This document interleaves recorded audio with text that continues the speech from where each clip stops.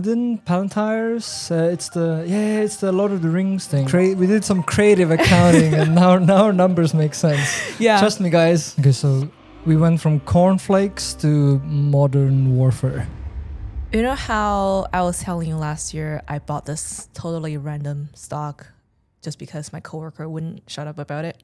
Oh, the Palantires. It's the Lord of the Rings thing. It's like a indestructible crystal ball that you can see the future, and I did invest in that for sure. Yeah, Palantir. Yeah, and I actually didn't know it was a Lord of the Ring reference, but I guess there's a reason behind its soaring. But yeah, it's now my best performing stock in my portfolio, like by far.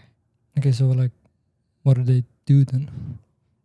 That's a great question. And the funny thing is, when I bought the stock, I had no idea what it does. And I only bought it because my coworker was just hyping it up. So I thought, why not? Because everybody was investing or put money into it. Then I later found out it was co-founded by Peter Thiel, the guy who wrote... The book. Yeah, 0 to 1. Yeah, that's a book I've been reading. So that makes me feel a little bit better about the impulsive purchase that I did.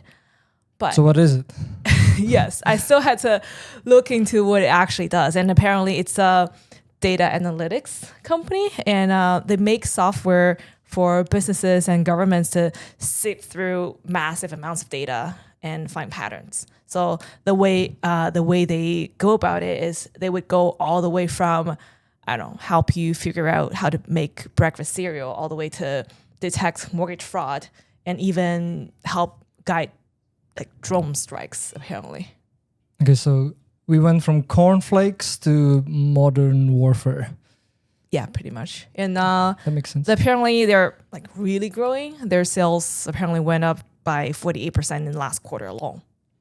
Wow. So like it's just like a AI ChatGPT for data and stuff, or like what does it do then? Yeah, they are definitely part of this AI data space, and I think the AI buzz is doing wonders for them right now.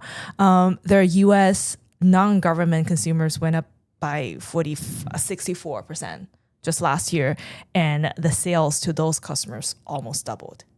Okay, so they're making a gazillion dollars. They're filthy rich. So like, why haven't I invested yet? That's a question for you. But there is a catch to it. So I was reading an article earlier this week, which is why I wanted to brought up this topic, because the Palantir stock are now starting to feel like Tesla in the early days.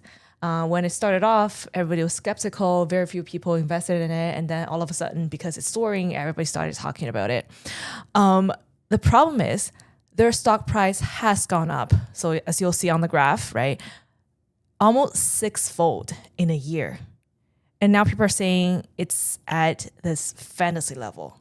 So if I speak numbers, their valuation is about 360 billion, which is around 70 times their expected revenue for the next 12 months.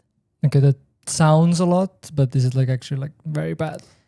Yeah, in finance speak, it's like you paying $70 for a $1 coupon. It's just a bit too much. And even for comparison, even Tesla and Alphabet never hit that multiple in the past. Okay, so people need to just come back down to earth and face reality then. Yeah, there is argument to say people are just buying it by faith. It kind of starts to feel like Tesla, and people are just ignoring the reality. But their CEO Alex Karp, he's saying they're just exceptional, and they deserve the stock price. Like me. And yeah, did his hair and be like, oh, we're just this good, but they go by this metric called Rule of 40, which is essentially a quick way to evaluate how well a software or tech company is balancing their growth and profitability. So the way you do it is you add up their revenue growth rate and their profit margin. And if you hit 40, you're generally seen as a pretty healthy and well-balanced company. And Palantir, you want to guess how much they scored? Like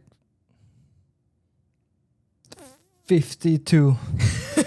That's a very specific guess. They hit 94, which is apparently pretty amazing. Okay. Well, but like something has to be wrong, right? Yes. So the number they came up with does ignore the fact that they give a lot of stock back to the employees. About 1/6 of their revenue goes back to the employees. So there was a bit of a creative accounting that went into that Rule of 40 number. I like that. We did some creative accounting, and now our numbers make sense. Yeah. Trust me, guys.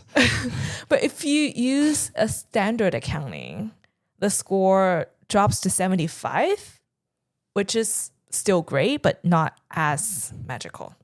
Okay, so like what needs to happen for the price to then like actually make sense? Do we need to like slice it now, or like what's happening? Yeah. So the CEO says they could or they're expected to increase their US revenue tenfold in 5 years to $13 billion. And if we add in the government and foreign revenue into it, they could potentially hit 18 billion in total.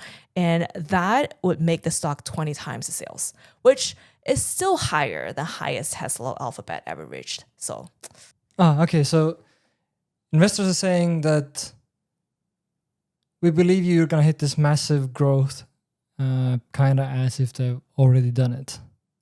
Yeah, pretty much. Which is a little funny and ironic because Palantir's whole business is to help people make rational decisions based on the data. So it's kind of funny how investors are looking at it, but I guess they're just YOLOing it and do whatever they want at this point. Okay, so is it the bubble then? Is that what you're kind of telling me? As everything is a bubble these days, and then everything eventually we kind of find out that it's not, and then it is, and then it isn't. This is where I'm a little conflicted because it is my best performing stock in my portfolio, so I don't want to call it a bubble. And if history is any reflection, I've been thinking Tesla is a bubble for the past, 3 years, and it still keeps going. I've been thinking Bitcoin is a bubble, and it keeps on going. So I don't really know. I think I will start thinking when I want to dump my holdings of Palantir, maybe in the next year or so, but I don't know. I'm conflicted.